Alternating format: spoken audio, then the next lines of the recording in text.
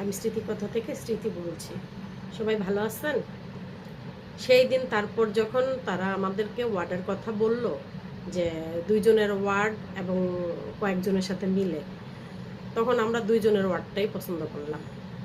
তো বলল যে, "একটু অপেক্ষা করেন, একটু পর খালি হবে। খালি হইলেই আপনাদের দিয়ে দিব।" তো ওনারা আমাকে হুইল চেয়ারের মধ্যে রেখেই ইনজেকশন পুশ করতেছে, স্যালাইন দিতেছে। অলরেডি আমার চিকিৎসা শুরু করে দিছে। তো কিছুক্ষণ যাওয়ার পর স্যালাইন যখন আমার শরীরে ঢুকলো, তখন অলরেডি আমার শরীরের দুর্বলতা কেটে যাচ্ছে। দুর্বলতা কেটে যাওয়ার কারণে আমি একটু ভালো মনে করতেছিলাম। তা বাসা থেকে আমার মেয়েটা ফোন দিচ্ছে যে, "আম্মু তোমার কি অবস্থা? কি আমি আসবো, আসবো?" আমি বলতেছি যে, "না, আ আমার তো এখন ভালো লাগতেছে। এমনও হইতে পারে যে আরো ভালো লাগলে আমি হয়তো চলে আসতে পারি।" আ অ্যাকচুয়ালি আসলে এটা ওরে সান্ত্বনা দেওয়া। কারণ ও অনেক টেনশন করবে। তারপর আমরা অনেকক্ষণ অপেক্ষা করার পর আমার ছোট ভাই তো যেয়ে বারবার বলতেছে যে, "কি ব্যাপার? আপনারা দিচ্ছেন না কেন?" তো বলতেছে, "একটু অপেক্ষা করেন, একটু অপেক্ষা করেন।"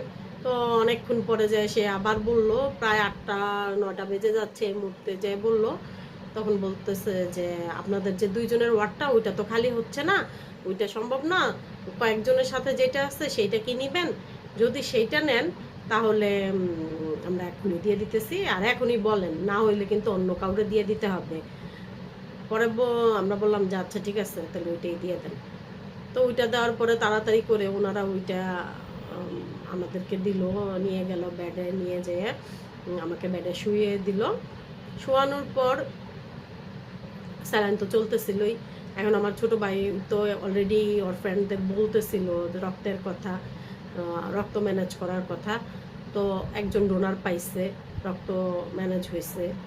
তখন ও আমরা আরকি আমি শুয়ে আছি, ও এখন আমারে কি খাওয়াবে এটা নিয়া ইয়ে করতেছে। তখন বলতেছে আমারে যে, "একজন তো ডোনার পাওয়া গেছে, তুমি কি এখন রক্ত দিবা?" আ পরে আমি বলতেছি যে, "না থাক, এখন তো অলরেডি রাতের 9:30 বেজে গেছে। ডোনার আসবে, টেস্ট করবে, রক্ত নিবে।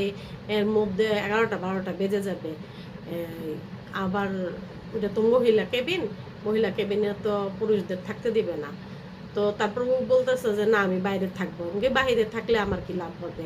বাইরে তো আর আমার কাছে আসতে পারতেছে না, কিছু না। কয়, ফোন দিবা তুমি?" আমি বলি, "না, ফোন দিলে লাভ কি? তার চেয়ে বরং তুমি বাসায় চলে যাও। আমার তো শরীর এখন অনেকটা ভাল লাগতেছে। তুমি বাসায় চলে যাও।" পরে আমি এই কথা বলে দিলাম।